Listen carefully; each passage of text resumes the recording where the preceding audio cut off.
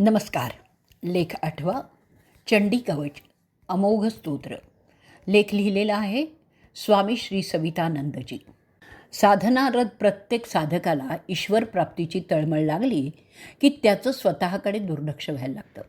भावनेच्या भरात तो हेही विसरतो की साधनेसाठी शारीरिक स्वास्थ्याची आवश्यकता असते. साधकाला इंद्रियांच्या आहारी जाणं जसं योग्य नाही, शरीराचे लाड करणे उचित नाही, उलट घातकच आहे, तसे शरीराची उपेक्षा करणं पण योग्य नाही. विशेषतः साधनेच्या सुरुवातीपासून ती मास भगवती ईश्वर सत्तेच्या कृपेने योगक्षेमं वहाम्यहम अशी परिस्थिती येईपर्यंत साधकाने साधना करण्यासाठी शरीर साथ देईल, सहकार करेल इतकं तरी शरीराकडे लक्ष दिलं पाहिजे. थोडक्यात लाड आणि दुर्लक्ष, उपेक्षा या दोन टोकाच्या मध्ये सुवर्ण मध्य साधून योग्य ती काळजी घ्यावी. शरीरम आद्यम खलू धर्मसाधनम. धर्मसाधना उपासना करण्यासाठी पण शारीरिक स्वास्थ्य चांगलं असणं आवश्यक आहे.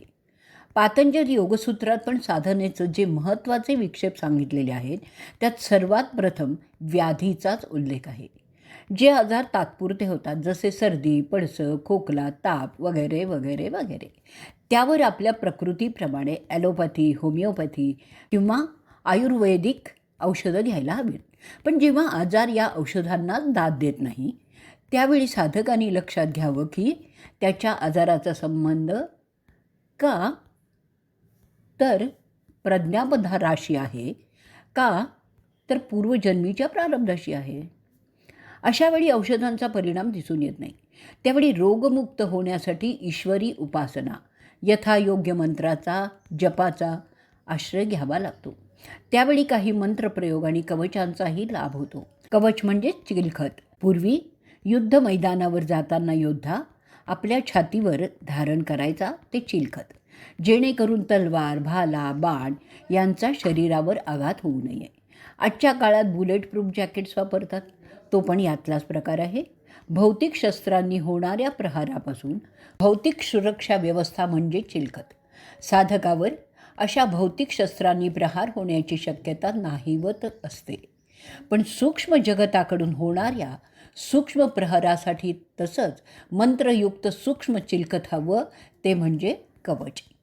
दुसऱ्यांच्या ईर्ष्या, द्वेषातून रक्षा करण्यासाठी सूक्ष्म शरीरधारी क्षुद्र देवता म्हणजे यक्ष, गंधर्व, किन्नर वगैरे आणि भूतप्रेत, पिशाच, डाकिनी, शाकिनी यासारख्या सूक्ष्म योनी जगताकडून होणारे प्रहार, येणाऱ्या अडथळ्यांपासून स्वतःला सुरक्षित ठेवण्यासाठी साधकाने प्रतिदिन कवचाचाच पाठ केला पाहिजे. हे आक्रमण तुमच्यावर शारीरिक व्याधीच्या रूपाने मानसिक बेचैनी, अस्वस्थता, उदासीनता, असंयम, विकल्प, अश्रद्धा या रूपानेही होऊ शकतं. कुटुंबात, घरपरिवारात कलह, ऑफिसात सहकाऱ्यांशी गैरसमज, तीव्र मतभेद, आर्थिक नुकसान यापैकी कोणत्याही स्वरूपाचा आघात होऊ शकतो. श्रद्धा डळमळीत होते, साधक विचलित होतो, साधनेची दुरावस्था येते. या सगळ्या गोष्टींपासून साधकाने स्वतःला सुरक्षित ठेवण्यासाठी सकाळ संध्याकाळ 2दा किमान एकदा तरी कवचाचा पाठ करावा. बहुधा सर्वच देवी देवतांची रक्षा कवच आहेत, जसे दत्त कवच, नारायण कवच, शिवकवच, देवी कवच, रामरक्षा, हनुमान बाहुक आणि संकटमोचन स्तोत्र, कालभैरव अष्टक वगैरे वगैरे.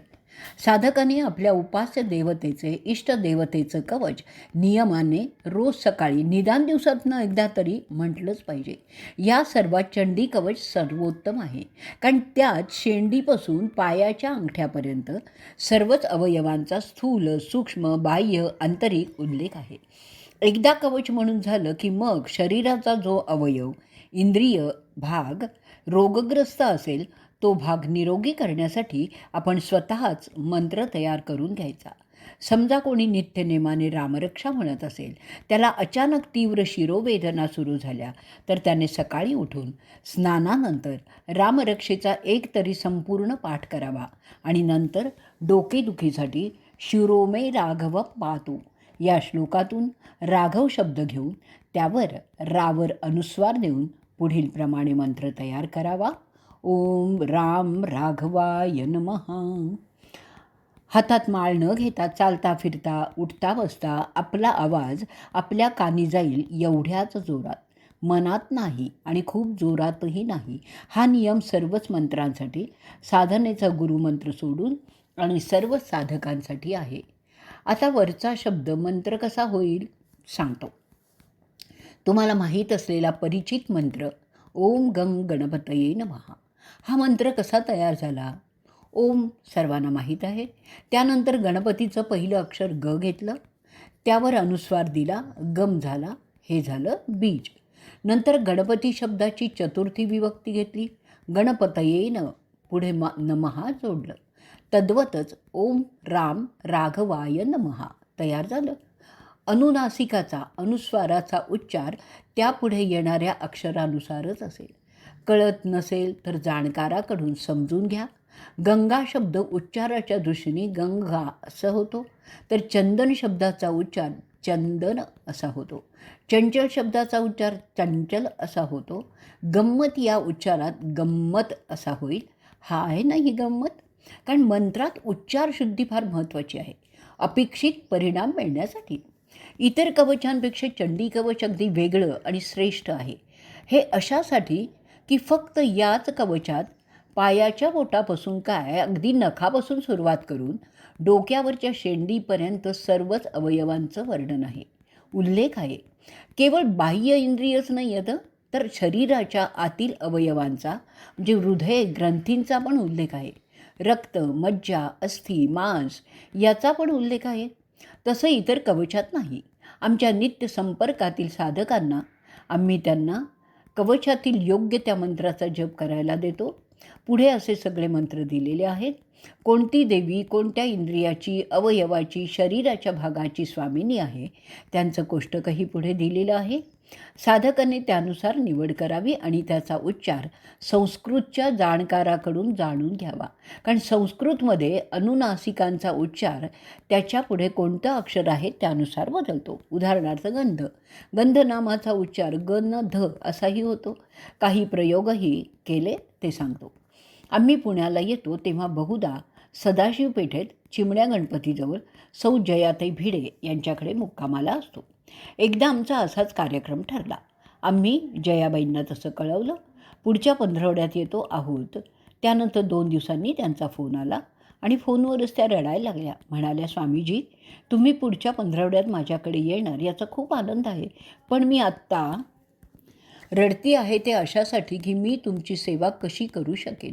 कारण गेल्या आठवड्यापासून मला चक्कर येत आहे. घरातल्या घरात चालताना देखील भीती वाटते की मी पडीन की काय, एवढी चक्कर येते. तर जिना उतरून बाजारात जाऊ तरी कशी. डॉक्टर वैद्यांच्याकडून औषधंही घेत आहे, पण अजून कशातही काहीही फरक पडला नाही. त्यांचं प्राथमिक निदान वर्टिगोचं आहे. आम्ही म्हणालो काही काळजी करू नका, आजपासून सुरुवात करा पुढील मंत्र म्हणायला. ओम पाम पार्वती देवै नमः. आणि मा भगवतीच्या कृपेने त्या 15 दिवसातच स्वस्थ झाल्या आणि नंतर पुन्हा त्यांना कधीही चक्कर आली नाही. फेब्रुवारी 2020. एका डॉक्टर साधिकेचा फोन. ती रोजची 3-4 ऑपरेशनं करते, सकाळी 8 वाजल्यापासून दुपारी 12पर्यंत. फोनवर त्या म्हणाल्या की स्वामीजी 3-4 दिवसापासून सकाळी उठल्याबरोबर मला खूप चक्कर येते. ऑपरेशन करायची असतात त्यामुळे नाईलाजाने मला गोळी घ्यावी लागते, पण रोज रोज गोळी तरी कशी घ्यायची. त्यांना पण आम्ही वरील मंत्र सांगितला. 15 दिवसांनी त्यांचा फोन आला की आता पूर्णपणे मी स्वस्थ आहे. मुंबईची आमची एक दीक्षित कन्या, हिची स्थिती व्हर्टिगो हाच उपचार. व्हर्टिगो सहजासहजी बरा न होणारा आजार आहे. वरील मंत्राने तिघीही 15 दिवसाच्या आत स्वस्थ झाल्या. मध्य प्रदेश मुरैना भिंड बाजूने फोन आला. स्वामीजी छातीत खूप कफ झाल्याने मला दवाखान्यात दाखल केलेलं आहे.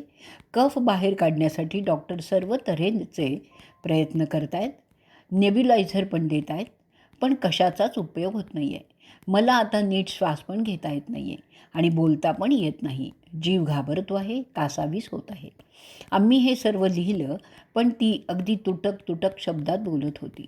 एवढं 3-4 वाक्य बोलायला तिला 2-3 मिनटं वेळ लागला. फोन आला त्यावेळी रात्रीचे 8 वाजले होते. आम्ही म्हटलं ओम पम पद्मावती देवै नमः मंत्र म्हणा. बरोबर 12 तासांनी म्हणजे सकाळी फोन आलेला पाहून आश्चर्य वाटलं. थोडा राग पण आला. बघतो तर कालच्याच व्यक्तीचा फोन. फोनवर आनंदाचा, उत्साहाचा आवाज. स्वामीजी रात्रभर मंत्र म्हणत होते. पहाटेपासून कफ पडायला सुरुवात झाली. खूप कफ पडला. आता छाती मोकळी झालेली आहे. या मंत्राचा विलक्षण अनुभव दुसऱ्या लेखात आश्रमाचे साधक वैद्य योगेश जिरांग कलगीकर यांनी लिहिलेला आहे. औरंगाबादला आम्ही ज्यांच्याकडे उतरतो ते आश्रमाचे साधक श्री मधुकर महाजन. यांच्या धर्मपत्नी घरासमोरचा रस्ता ओलांडत असताना एक मुलगी भरधाव वेगाने ॲक्टिवा चालवीत त्यांच्यावर आदळली. बाई पडल्या. मुकामार लागला. दवाखान्यात नेलं तर कमरेला माकड हाडाजवळ मोठा लांबसा एक हेअरलाईन क्रॅक म्हणजे तडा केला. त्यामुळे अंथरुणावर पडून होत्या. स्वतःहून उठणं बसणंही शक्य होईना. आम्ही काही कामासाठी औरंगाबादला गेलो होतो. त्यांना आवर्जून भेटायला गेलो.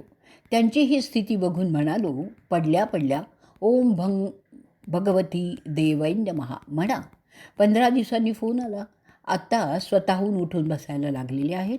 दुसऱ्या पंधरवड्यात वॉकर घेऊन चालायला लागल्या.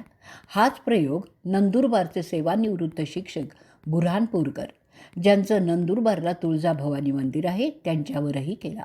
त्यांना पण अपघात झालेला, कमरेला लागलेलं. ते पण या मंत्राने 15 दिवसात चालू फिरू लागले. ज्यांना पाठीच्या कणाचा त्रास होतो आहे, उठता बसता चालता फिरता असह्य वेदना व्हायच्या, त्यांना ओम धनुर्धारी देवै नमः याचा प्रयोग सांगितला. हळूहळू वेदना कमी व्हायला लागल्या आणि लवकर सामान्य माणसासारखे चालू फिरू लागले. नाशिकची एक दंपती, आमचा परिचय नाही, परंतु आश्रमाशी जुळलेले संगमनेरचे वैद्य ओंकार कोर्टीकरांचे ते मित्र. बाईंना भगंदराचा त्रास खूप जास्त होता. नाशिकच्या सर्जनने तपासून सांगितलं, एवढं मोठं ऑपरेशन यशस्वीरित्या सांगलीचे माझे डॉक्टर गुरुच करू शकतील. पुणे मुंबईला पण व्हायची शक्यता कमी. तुम्ही तिथे जा. ऑपरेशनच्या दुसऱ्या दिवशी त्या माणसाचा ओंकार कोर्टीकरांना फोन आला आणि स्वतःच रडायला लागला. म्हणाला, पत्नीच्या वेदना आता मला पाहवत नाही आहेत. तिचं आत ड्रेसिंग चालू आहे. जखम एवढी खोल आहे की कापसाचा 1 फूट लांब पेळू सर्वच आत गेला आहे. ती जोरजोराने ओरडतीये, रडतीये. ते मला बाहेरही ऐकू येत आहे. तिच्या असह्य वेदनेने मलाच रडायला येत आहे. डॉक्टर म्हणतायत की जखम काहीशी बरी व्हायला महिना तरी लागेल. त्यानंतर तुम्ही नाशिकला जा. तिथल्या डॉक्टरांकडून निदान 2 महिने तरी ड्रेसिंग करावं लागेल. म्हणजे एकूण 3 महिने तरी. कशा सहन कराव्यात या वेदना?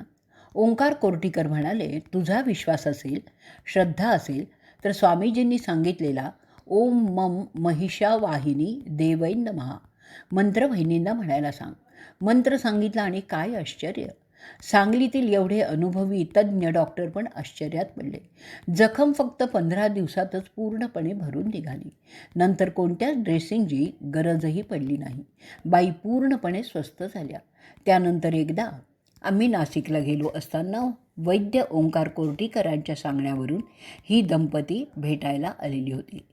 आश्रमाची एक पुण्याची दीक्षित कन्या. कानाचा त्रास असह्य, त्यामुळे वेदना अत्यंत आणि त्यामुळे चक्करही यायची. डॉक्टरांनी सांगितलं ऑपरेशन करावं लागेल.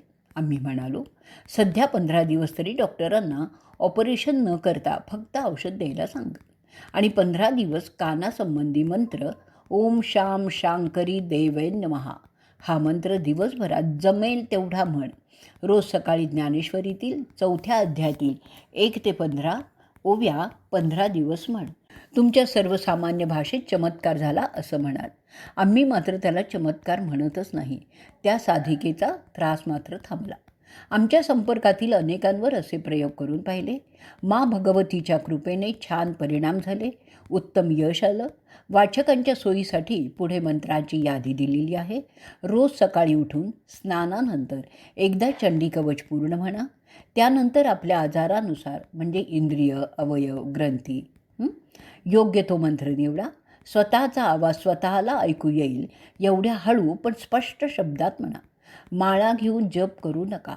उठता बसता चालता फिरता जेवढा जास्तीत जास्त होईल तेवढा करा. मा भगवती तुमच्यावर कृपा करो. तुम्ही मात्र आमच्यावर कृपा करा. फोन करून आम्हाला त्रास देऊ नका. पुन्हा स्पष्ट सांगतो, आमच्या निकट संपर्कातील देव, देश, धर्म, समाजासाठी अविरत कार्य करणाऱ्या सेवाभावी लोकांशिवाय आम्ही इतरांना त्यांच्या व्यक्तिगत प्रश्नांची उत्तरं देत नाही. धन्यवाद.